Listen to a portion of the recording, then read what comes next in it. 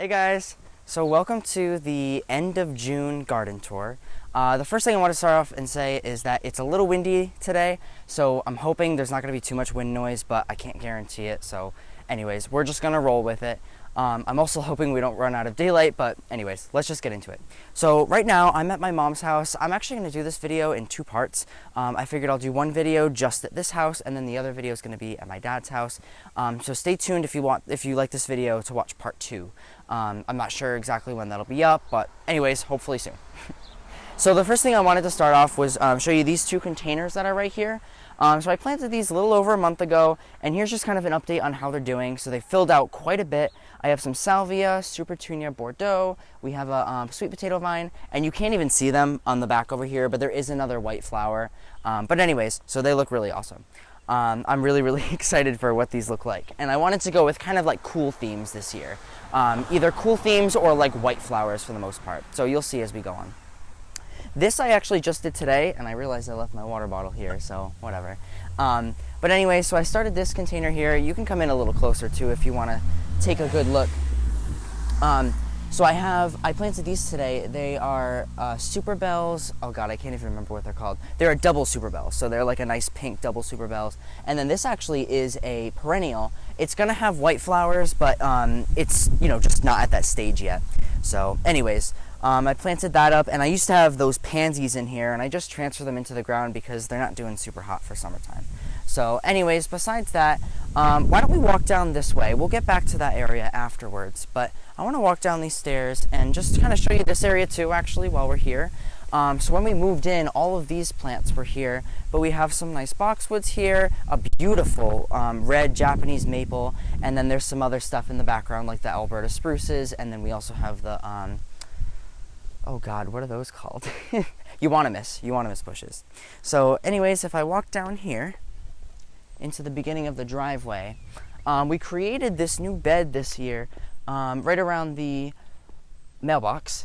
So it's just a nice small mulch bed. I didn't want anything too big, but I have these four. They're called Whirlwind White Scavola. There we go, Scavola. And then this doesn't have any flowers on it yet, but that is a Bright Lights Pink Osteospermum. So we have those right there. These have filled out a decent amount since I've planted them, but the other one is going to start to fill in. If we walk over this way, we have this tree right here. Now, I don't know exactly which type of tree it is, but it has a lot of seeds on it. So it's a really cool tree. It wasn't my favorite when we moved in, but it's actually looking pretty cool. But what I wanted to show you was underneath it. So I planted some tulips in this area for the springtime, and obviously those are long gone because it is June. However, there's 1, 2, and I don't know if you can see the third one behind the tree trunk, but these are 3, I think they're called Heartleaf Alkanet Brunnera, and actually one of them is in bloom right now. It's got these little pink flowers. You can come in a little bit closer and take a look at these. This is the only Brunnera that I've planted out of all of the ones that I've planted between both houses that, oh yeah, I don't want you to see my hands. I cut my hand the other day. But anyways, it looks really awesome. So I love that Brunnera. We're definitely going to add more. This bed is still very new, but we at least put those in for now. So if you want to follow me back this way, we'll go to this next tree. Now, something that's really awesome about our neighborhood is that every single house in our neighborhood along this strip actually has one of these maple trees. So this is our maple tree for the neighborhood, and it originally was just grass around the tree when we moved in last year, but our neighbors did something really cool where they just did like a nice like half moon type of bed, so we did something pretty similar. And then we just did the Brunnera and the same thing. So there's 5 of them here. They're just kind of wrapping around the tree. And we're eventually going to add some more stuff. I want to do stuff like hostas, Brunnera. I really want to add like a Jacob's ladder or something like that because that adds a lot of really cool texture.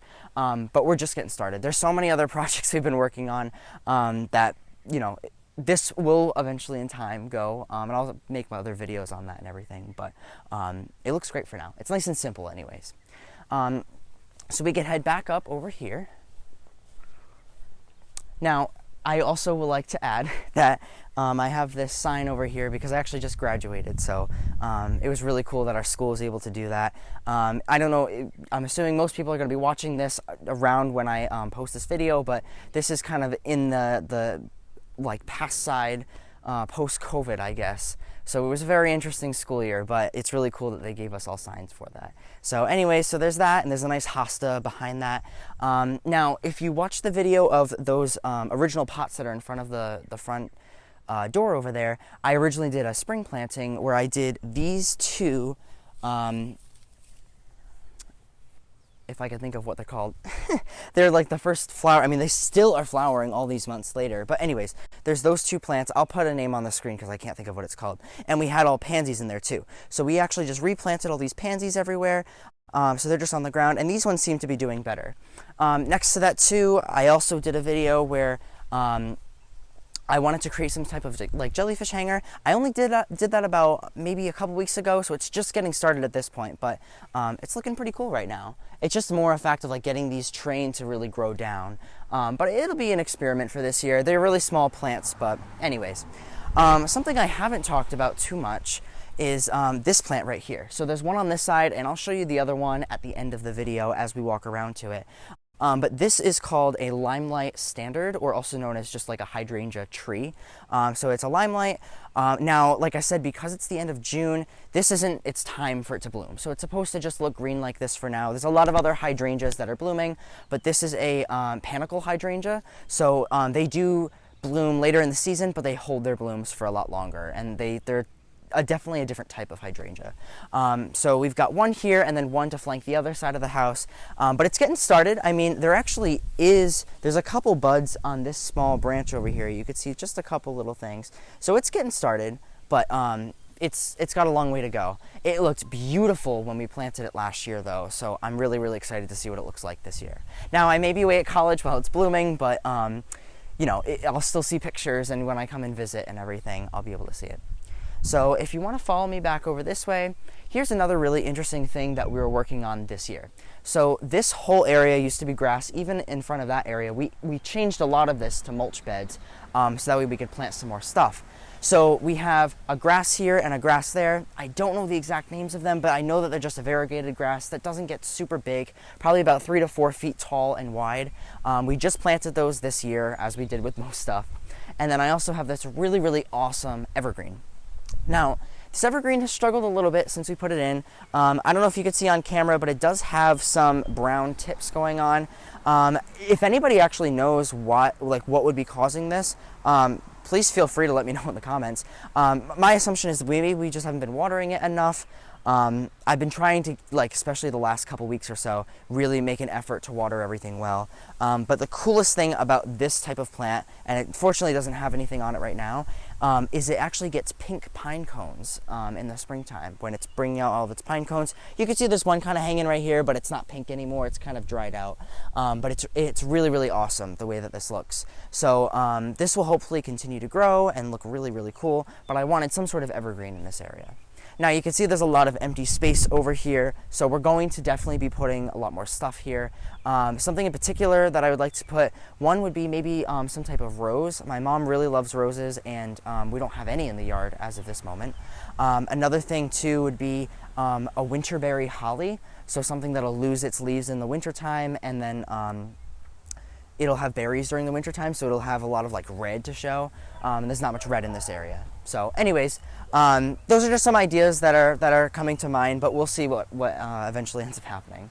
So anyways, after that, we can head into the backyard, and the backyard, I want to say, is a little less interesting. It's a lot of grass, as you can see. A ton of grass, not a whole lot of plants going on. When we first moved in, there was nothing in this backyard whatsoever. So we've added a few things, but we wanted to focus more on the front yard at first, especially because more people see it. And then as time goes on, we'll eventually move to the back. So why don't we head to this first bed over here, which I will say is my favorite bed and something that I am actually the most proud of. So as you can see, looks a little different for Rhode Island anyways. So on the left and on the right, we have hardy banana plants. So they are called a Musa Baju banana plant. They are hardy down to a zone 4, and as long as you take care of them properly, meaning you mulch them up in the wintertime, then they will grow back every year. So they grew back for me. We had a pretty average winter. I'd say the coldest temperature was probably around maybe 5 or so degrees, so that is considered actually a zone 7, but I'd say pretty average for what it is around here. And you can see they made it. They're doing really, really well. They've grown so much already. I don't know exactly how big they're gonna get, but it's exciting to see. Now, one thing I will say about these banana plants is the more trunks that you have, the smaller they'll be, like the less, you know, they won't get as tall anyways. So if you just keep one plant, then it's definitely gonna get a lot taller, but anyways, I figured I'll just keep 3, so it's like a nice small grouping. Also, sorry if there's any dogs barking or lots of background noise. It's a busy neighborhood around here, so anyways, but that's, you know, that's how it is. Anyways, so then the other plant that I have in the middle here, which I'm really, really excited for this, is I think it goes by a couple names, but what I always just call it is just a perennial hibiscus. It takes a long time for it to eventually like start to grow and then come up, but I have to say this has grown really, really fast, and hopefully soon it's going to start putting on blooms. It's more towards like the middle to the end of the summer that it really starts to bloom, and then into early fall, but it still has really, really cool foliage for now. So this is just the beginning of the tropical bed. I would love to add some more stuff over here, definitely some smaller things as well. So as I find more tropical looking plants that can survive in our area, then I'm certainly going to add them. But I think for now this looks pretty cool. I would think so anyways. So anyways, besides that, let's move on. I do have one thing I want to say as we walk over to this other small tree over here. This whole area of grass that we're walking on is actually like probably one of the best successes that we've had in this yard so far. So last year when we moved in, we have a septic in this backyard, and there was a huge issue with the septic. I don't even know exactly what it was, but long story short, the people that moved out of here had to replace the entire thing, and they replaced it like as they were moving out and as we moved in. So this whole section, this whole area in the middle of the yard was ripped out. So there was no grass here or anything. They put a whole new septic system in, and so we had to start all the grass from seed. They put the grass down at like the end of May, beginning of June, and it did not make it through the summer. I mean, this whole entire thing was just weeds. I tried to water it as best as I can, and then last fall we ended up planting a lot of grass, and I was diligent about just trying to get rid of as many weeds as possible. And I think it looks pretty good this year, I must say. I'm actually quite proud of myself for how well it does, you know, how cohesive it is with the rest of the yard. So anyways, I just wanted to say that, and I'm going to add some pictures and stuff like that so you can get an idea for what I was talking about. But anyways, so the next thing I wanted to show you would be this tree over here. So this is a tree that we actually did last year. This was like the big thing that we planted last year. It is a weeping silver birch.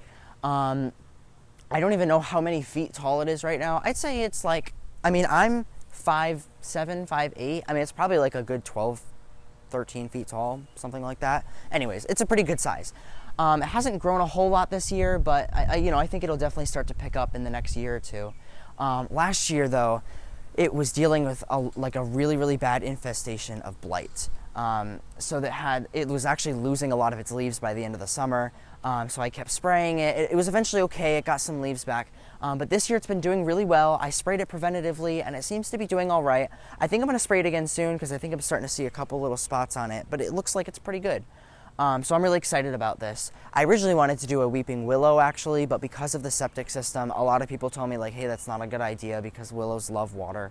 The birches still love water anyways, but I figured this is a little bit better than the willow. So anyways, so we did that. And then something we added in addition, just so there was something else in this area besides just the tree, was we made this bed a little bit larger, and then we added denim and lace Russian sage. So this is looking really, really cool. I love the like periwinkle color that it adds. It's just so soft next to this birch tree. I will say that this one in the back is not doing too hot. Actually, it was an issue with watering before we planted them because they were in such small cans. I'm not going to say that it was me, but anyways, we'll move on from that point. If not, we can always replace that. But I think these will look really cool. So I think that's pretty much it for this area. I mean, back there we have our compost pile, but the rest of it's pretty much just grass. So if you want to follow me this way, I just want to talk about this really quick, because this is the only other like plants that we have in the ground in our yard. So technically this whole area is actually not our yard. Our neighbor's yard actually comes in about 6 feet from the fence, so we haven't really touched it too much. Just keeping it clean for the most part and just like cutting the grass around it. So there's some stuff mixed in. There's another birch tree. There's some tiger lilies, as you can see. There's some juniper in there. There also is a burning bush. There's a bunch of other stuff. But for the most part, we're just leaving that alone. So it's a cool area though. I like how there's, you know, just some like natural stuff mixed in over there. Actually, there's a barberry over in that area too. There's a little purple. So it's looking pretty nice. And then besides that, in this area over here, we have our fireplace. There's just a cover on it right now. But when we have fires, we have stuff over there. One thing I did want to add, and I didn't make a video on it. I don't know why I didn't, but we actually just stained our deck. So I don't know if you've seen it in any past videos or whatever, or if I can find a picture maybe. But that deck, it was probably as old as the house, I would say, which is not, the house isn't super old, and the deck is in like totally fine condition, but it was just absolutely like gray, like very like sunburnt, if that makes sense. It had no color to it whatsoever. So a couple weeks ago, we had people come and power wash the house as well as the deck, and then my mom and I spent a day and we stained the entire thing. I don't know how we got it done in one day, but we stained it. So the color, in case you're wondering, is from Behr, I believe, like B-E-H-R from Home Depot, and the color is called chocolate. Now, we originally were going to do a transparent stain, and then I think she accidentally bought the semi-transparent, but it ended up working out. The semi-transparent still looks great. So anyways, why don't we take a walk up there, and that's the rest of the really like cool stuff for annuals that I want to show you. I do really love this color though. I think chocolate is like the perfect color. So I also will say that when we're outside, most of the time we're spending time on this deck, just because it's right next to the door and there's a lot of nice stuff around. But why don't we just go one by one with the stuff that's over here. I'll start in this, actually I'll start right over here by the door, and then we'll make our way around. So I have a few different things here. There's 2 different types of bananas that I have. I tried to keep them over the winter time, and they're not doing the absolute best, but there's a dwarf Cavendish banana, and then another type that I actually don't even know, maybe a blood banana. And then I also have a cactus here that is not a hardy cactus, so I still have to bring it in for the winter time. But it's just chilling in its pot there, so we'll see what happens. It really hasn't grown, and I've had it for about a year now. But anyways, so there's those 3 things over there. We got a small little palm. It's not doing the absolute best, and I found out it was in a pot for a little while where it was actually just sitting in water. It definitely wasn't getting enough drainage. So it's going along. I repotted it, so we'll see what happens. But you know, some things always slip through the cracks. The really cool thing that I wanted to show you would be our patio containers. So I did make a video when I originally planted these, so here's a nice update for you guys, how you can see how they're doing. And I feel like each one gets more impressive as we see it. So starting off with this one, we have the Super Bena Sparkling Rosé, and I love how Super Bena has like a tricolor thing, like it has like the pink, white, and or like a deeper pink, lighter pink, and then white. I just love that color. And then we have a Dracaena spike in the middle. The other one over here, another Dracaena spike. These are more of the flowers that were in the front. These are the Whirlwind white Scavola. So these are doing pretty well. I will say that for my experience so far with Scavola, I feel like they do better in the landscape than they do in containers. These also will get root bound really fast because the containers are so small. So I don't know if that really has to do with it, but I noticed they were kind of in a lull for flowers about a week ago, and they've started to, you know, look a little bit better since. But I've been fertilizing them a lot, like giving them everything they need. They haven't really gone dry. So I feel like maybe Scavola just does better in the ground than it does in a pot. But maybe I should just, you know, further test that. So anyways, I just wanted to say that. And then the last thing, which is my favorite thing so far, would be obviously the Dracaena spike, and then Super Tunia Vista Fuchsia. So this is one of, obviously in their Vista series, so it's the most aggressive of Super Tunias from proven winners.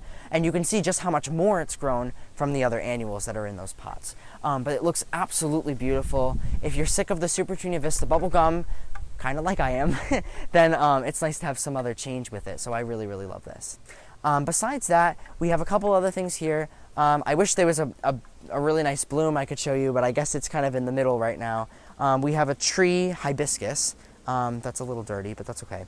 That's in this really, really cool pot, which I love. And then there's a bird of paradise back here. We originally had this as a house plant, and I don't know, it's just been suffering. It really has not been doing well. So it's out here. Hopefully it'll grow a little bit this summer. We're just kind of leaving that off to the side. So we've got that, and that's pretty much everything that's on the deck. So if you want to follow me back down the stairs, then we can show you. I'll show you that last Limelight Hydrangea tree that we do have.